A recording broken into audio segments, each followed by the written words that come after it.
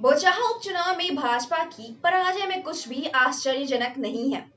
विधानसभा चुनाव के समय बीजेपी की भूमिका को लेकर एनडीए में जो अविश्वास का माहौल बना हुआ था, उसकी स्वाभाविक परिणति है।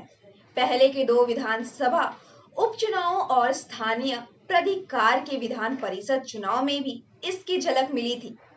बोचाहा के परिणाम ने एनडीए के संकट को पराकाष्ठा पर पहुंचा दिया है। अब देखना यह है कि घटक दल किस तरफ इसका समाधान करते हैं, क्योंकि इसी पर रफ्तार से संकट बढ़ा तो एनडीए के प्रभाव को रोकना मुश्किल हो जाएगा।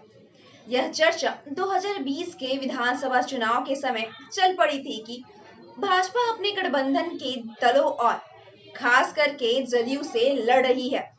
चिराग पासवान को उसने मोहरा के रूप में इस्तेमाल किया। वह परिणाम भाजपा के लिए इस हद तक अनुकूल रहा कि उसने जेडीयू को बड़ा से छोटा भाई बना दिया। उपयोग के बाद चिराग किनारे लग गए, लेकिन भाजपा जेडीयू के बीच टकराव के अवसर बढ़ते गए। तारापुर उपचुनाव में जेडीयू की जीत इस मलाल के साथ दर्ज हुई कि भाजपा के कोर वोटरों ने पूरा साथ नहीं दिया। बीच के दिनों में भी भाजपा जेडीयू का रिश्ता सहज नहीं रह पाया था। विधानसभा के बजट सत्र में दोनों का टकराव चरम पर पहुंचा।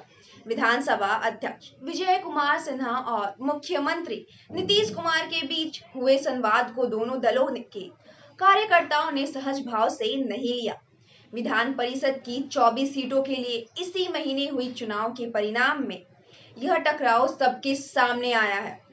उस चुनाव में कई सीटों पर भाजपा जेडीयू ने ऐलान करके एक दूसरे को हराया। जेडीयू के साथ भाजपा का मोर्चा पहले से खुला हुआ था।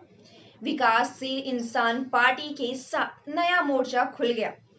कुल मिलाकर बोचाहा में स्थिति यह बन रही है कि भाजपा अकेली दम चुनाव लड़ी, विकासशील इंसान पार्टी खुलकर खेल रही थी, तो जेडीयू की कतारों के बीच भी यह संदेश था कि भाजपा को अपनी था लेने के लिए छोड़ दिया जाए। परिणाम सामने है। कुल मिलाकर बोचाहा बता रहा है कि केंद्र और कई राज्यों में अपने दम पर सरकार चलाने के बावजूद भी भाजपा बिहार में अपने दम पर सरकार बनाने की हैसियत में नहीं आ पाई है। उसे दूसरे क्षेत्रीय दलों का सहयोग चाहिए। उसके लिए बुरी बात यह है कि सहयोगी के लिए वह पहले की विश्वसनीय नहीं रह गई है। वजह कुछ भी हो, चिराग पासवान की लोजपा और विकासशील इंसान पार्टी को उसने इतनी दूर पहुंचा दिया कि वापस की उम्मीद ही बिल्कुल भी नहीं है। जेडीयू की दोस्ती भी मजबूरी वाली रह गई है। जेडीयू विकल्प ना रहने के कारण ही भाजपा से जुड़ा हुआ है। अब आगे क्या होने वाला है ये आपको हम जरूर बताएंगे। आप तब तक के लिए जुड़े रहिए मीडिया वाले के फेसबुक पेज और यूट्यूब चैनल के साथ। मैं सलोनी सिंह आज के लिए विदा लेती हूँ। धन्यवाद।